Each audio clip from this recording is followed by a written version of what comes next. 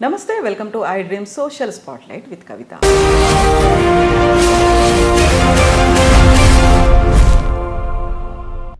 Sir, మనం గతంలో IAS ఆఫీసర్లు, సివిల్ సర్వెంట్లు, అధికారుల గురించి మాట్లాడుకున్నప్పుడు చాలాసార్లుగా వాళ్ళ మీద ఉండేటువంటి ఒత్తిడి గురించి మాట్లాడుకున్నాము. వెరీ రీసెంట్గా సీఎం రేవంత్ రెడ్డి చేసినటువంటి కొన్ని కామెంట్స్ ఉన్నాయి. ఏసీ రూమ్లో కూర్చుంటున్నారు, బయటికి వెళ్ళి పని చేయట్లేదు అనే ఒక మాటతో పాటుగా ఒక అవినీతి లేదు, ఒక తప్పు చేయడానికి ఒక పర్మిషన్ ఇస్తే ఒక 3 తప్పులు దాకా చేస్తున్నారు అనేది. ఒక రిటైర్డ్ ఆఫీసర్గా మీరు ఏం చెప్తారు సార్? ముందు ఏంటంటే అందరు అధికారులు ఒక ఘాటన కట్టడం ధర్మం కాదు. ఖచ్చితంగా అధికారుల్లో కొందరు నిజాయితీకి మారుపేరన్న వాళ్ళు, దాంతోపాటు సమర్థంగా ప్రజల కోసం పనిచేసేవాళ్ళు ఇప్పటికి కూడా ఉన్నారు. అన్ని స్థాయిల్లో ఉన్నారు. కేవలం ఐఏఎస్ అధికారులే కాదు, జాతీయ స్థాయిలో, రాష్ట్రంలో ఒక ఎస్ఐ స్థాయి అధికారులు, ఒక ఎంఆర్ఓ స్థాయి అధికారులు, అన్ని స్థాయిల్లో ఇప్పటికీ గొప్పగా పనిచేసిన వాళ్ళు ఉన్నారు. దానిలో అనుమానం. ముందు అది మనం గుర్తించాలి. లేకపోతే ఏంటంటుందంటే, కష్టపడి పనిచేసే వాళ్ళకి ప్రతికూల పరిస్థితుల్లో కూడా ఆత్మస్థైర్యం దెబ్బతింటే గుర్తింపు లేదు, అందరితో గట్టి కలిసి భావం కలగకూడదు. కాబట్టి ముందు అది మనం గుర్తించాలి, గౌరవించాలి.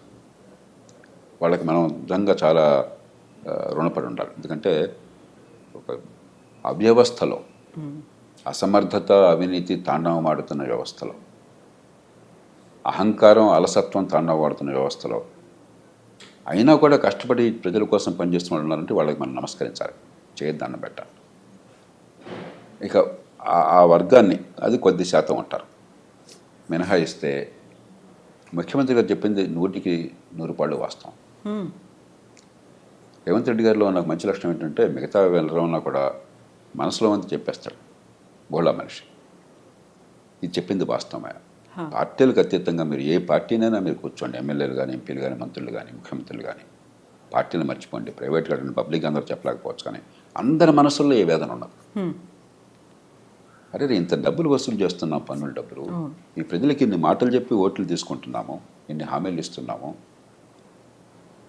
మరి ఈ ప్రజల జీవితాన్ని బాగు చేయడం కోసం పని కావాలని చెప్పంటే ప్రతిదానికి అడ్డంకులు వస్తున్నాయి అన్న భావన, అది లేనటువంటి మంత్రి కానీ, ఎమ్మెల్యే కానీ, ఎంపీ కానీ భారతదేశంలో లేరు. అయినా కూడా వ్యవస్థ నడుస్తుందంటే కొంతమంది సామర్థ్యం వల్ల, చిత్తశుద్ధి వల్ల, దేశభక్తి వల్ల నడుస్తుంది. కానీ కొంతమంది ఎంత భారం మోస్తారు, ఎన్ని పనులు చేయగలుగుతారు? కాబట్టి ఖచ్చితంగా అధికార యంత్రాంగం, ముఖ్యంగా ఎంత పై స్థాయిలో ఉంటే అంత బాధ్యత మీ మీద ఎక్కువ. నాయకత్వాన్ని ఇచ్చే బాధ్యత మీద, ప్రమాణాలను నెరవేర్పే బాధ్యత మీద, మిగతా వాళ్ళని జవాబుదారీగా చేయాల్సిన బాధ్యత మీద.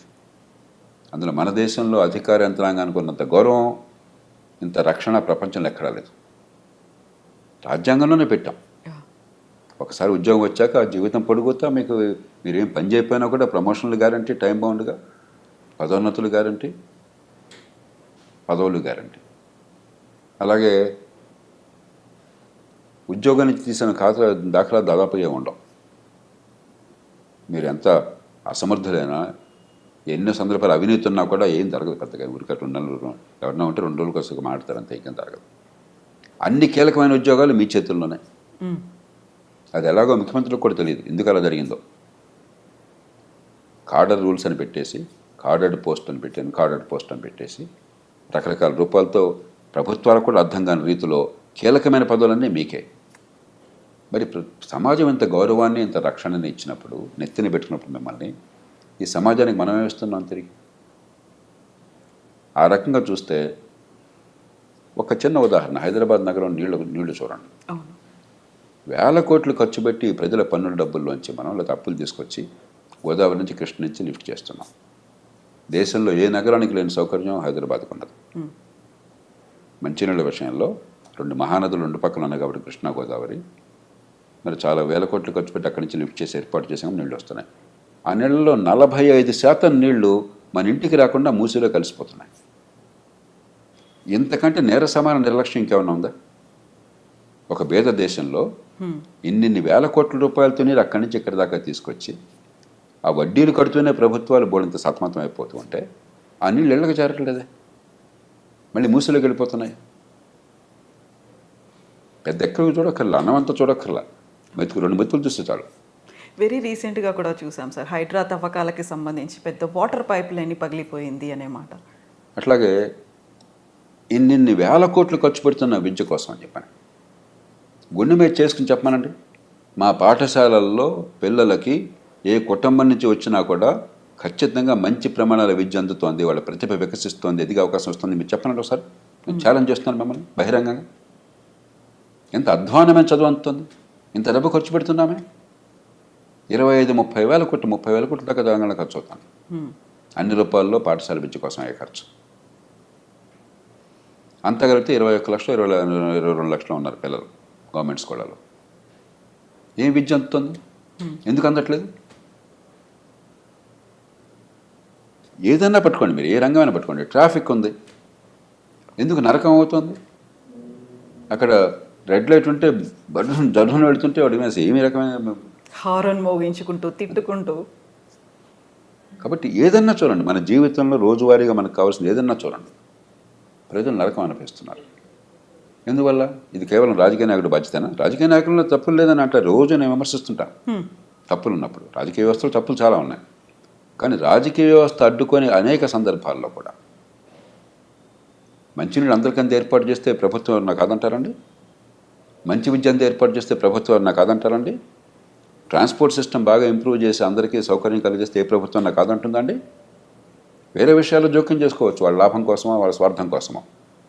ప్రజలందరికీ మంచి సౌకర్యాల కోసం ప్రజలు ఇచ్చిన డబ్బుతో సరిగ్గా అందజేస్తే ప్రభుత్వానికి కీర్తి వస్తుంది, ఓట్లు వస్తాయి కదా. ఎవరన్నా కాదంటారా? ఏ మంత్రులన్నా కాదంటారా? ఏ ఎమ్మెల్యేనా కాదంటారా? కాబట్టి ప్రతిదానికి రాజకీయం వంక పెట్టి మధ్యతరగతి వర్గాలు రాజకీయంలో వాళ్ళని తిడతారు కాబట్టి భారవంతం వాళ్ళ మీద వేసి నపం పెట్టేసి మనం కూర్చుంటే అది ధర్మం కాదు.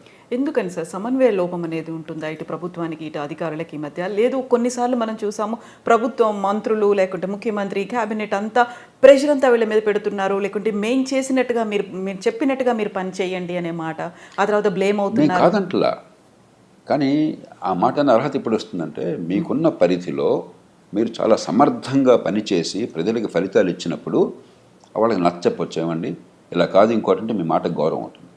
ప్రధానంలో నో అన్న మాటే మీ నుంచి వచ్చి మీ నుంచి ఏ పని కాకుండా ఉండి ప్రజలకు పనికి వచ్చేది జరగకుండా ఉండి మీరు ప్రధానికి నో అంటే వాడి నుంచి గౌరవిస్తారు మిమ్మల్ని.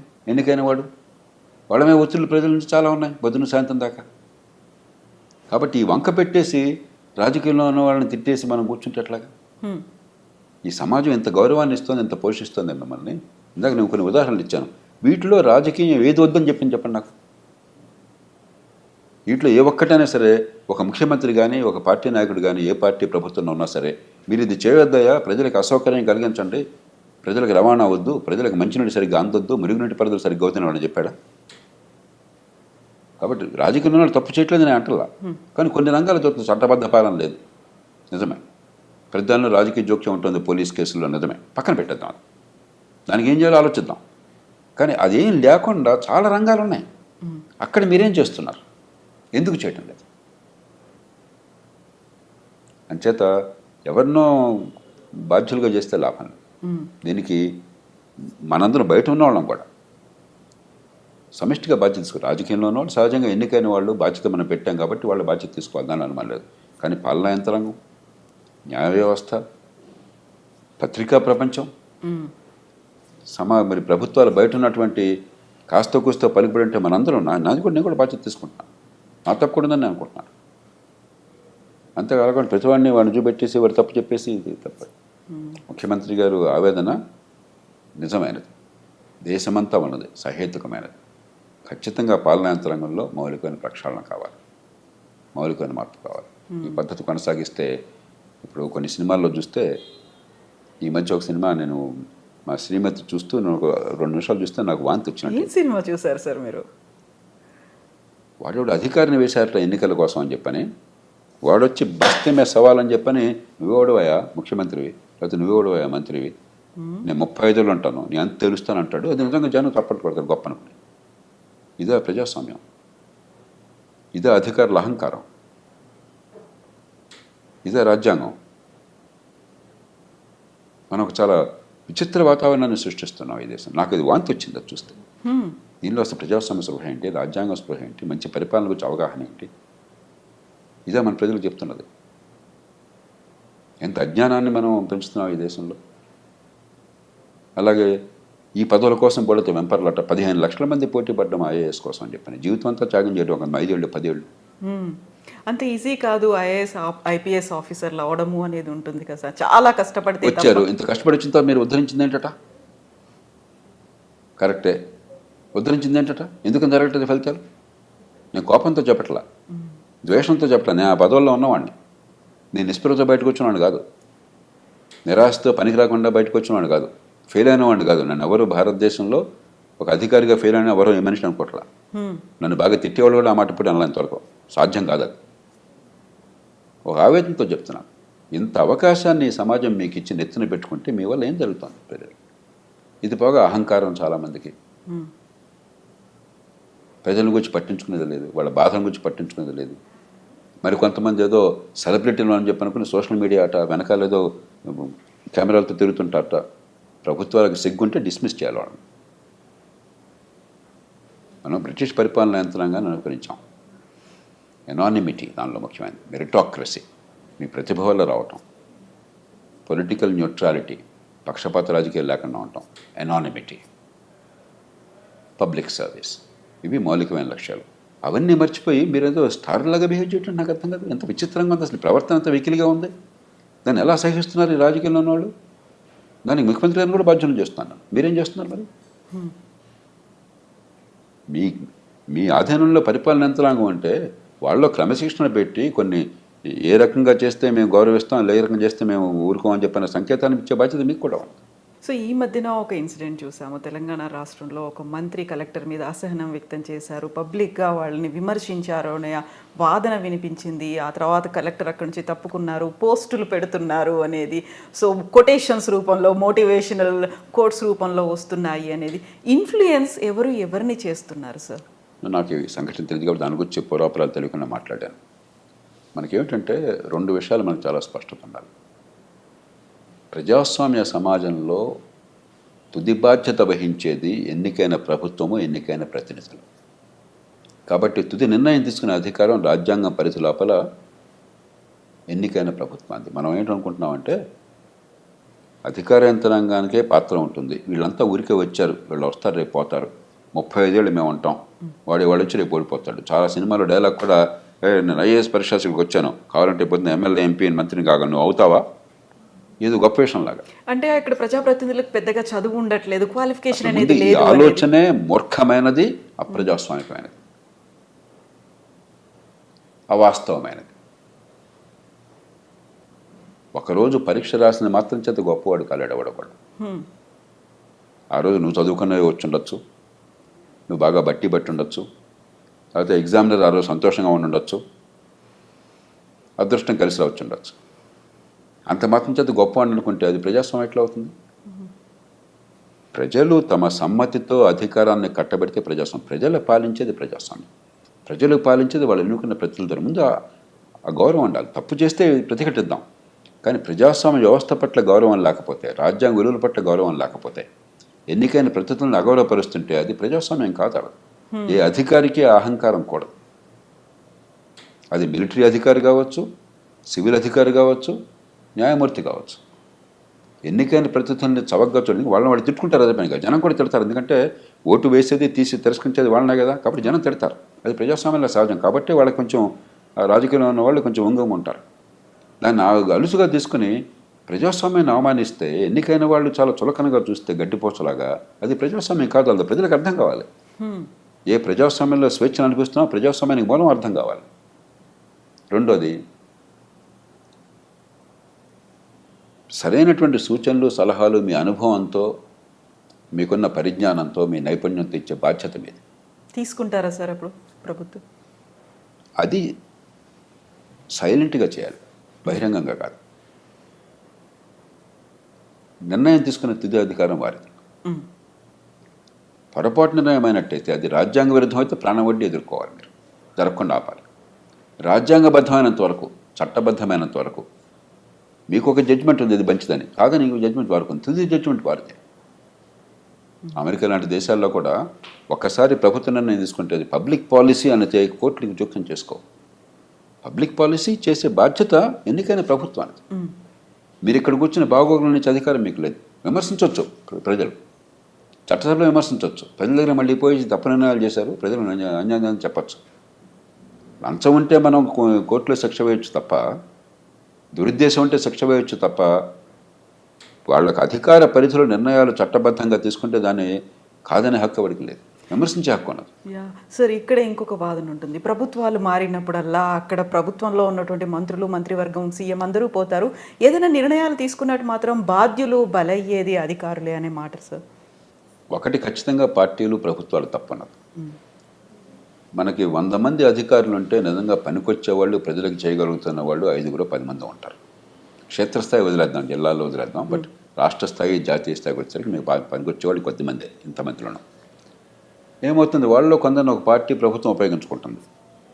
ఈ ప్రభుత్వంలో పనిచేసావు కాబట్టి బాగా పనిచేసినా మాకొద్దు, ఆ ఇంటి మీద కాక ఇంటి మీద వాళ్ళకూడదన్న ఆలోచన రాజకీయంలో ఉండటం చాలా మూర్ఖత్వం. వాళ్ళ కాళ్ళు వాళ్ళు నరుక్కుంటున్నారు. ఉన్న కొద్దిమంది మంచి వాళ్ళని వాడు కులం కారణంగానో, వాడు ఆ ప్రభుత్వంలో బాగా పనిచేసాడన్న కారణంగానో, లేకపోతే ఆ ముఖ్యమంత్రి గారికి చాలా ఇష్టడన్న కారణంగానో దూరం చేసుకుంటే నష్టపోయేది మీరు. వాళ్ళలో సామర్థ్యము, నిజాయితీ, సంకల్పము, ఈ 3 ఉంటే వాళ్ళని దేవుళ్ళగా కొలవండి, వాళ్ళు ఉపయోగించుకోండి. కానీ అదే సమయంలో ఆ వంక పెట్టి యంత్రాంగం కూడా రాజును మించిన రాజభక్తి చూపెడతాం. ఎంత కష్టపడి ఈ పోటీ పరీక్షల్లో కూర్చుని లక్షల మందిలో కొంతమంది సెలెక్ట్ అయిన తర్వాత రాగానే చాలా కొద్ది కాలంలోనే బహుశా వాళ్ళ భ్రమలు తొలగిపోతాయి. ఇక్కడ ఏదో అద్భుతాలు చేయలేమని అర్థమవుతుంది, కానీ బయట మాత్రం బోళ్ళంత ఏదో ఇంట్లో ఈగలు, బయట పల్లకీలు మోతం ఉంటుంది. దాంతో వీళ్ళు ఏంటంటే ఒక నిబ్బరంతో మనకు వచ్చిన అవకాశాన్ని ఉపయోగించుకోవడం, ప్రజలకు సేవ చేయడం కాకుండా ఆడంబరము, అహంకారము. కాబట్టి మనం పెరగాలి కాబట్టి పైవాడికి కాళ్ళు పట్టుకోవటము, రాజుల మించిన రాజభక్తి, వాడితో ఆలోచించబడ్డము. ముఖ్యమంత్రి గారు చెప్పినట్టుగా వాడు ఒక తప్పు చేయమని చెప్పంటే 10 తప్పులు మార్గం చూపెట్టడము, వాడు 100 రూపాయలు తింటే వీడు 1000 రూపాయలు తింటాము. ఇది ఎలా మంచి పాలన అవుతుంది? కాబట్టి ఖచ్చితంగా రాజకీయంలో తప్పులు ఉన్నాయి, దానిలో అనుమానం లేదు. మన రాజకీయంలో ఉన్న అవ్యవస్థ మనందరికీ తెలుసు. ఆ వంకగా మరి పరిపాలన యంత్రాంగం మరిన్ని తప్పులు చేస్తాను. కాబట్టి వాళ్ళ వంకేలు చూపితే లాభం లేదు. Yes sir, thank you so much sir, thank you.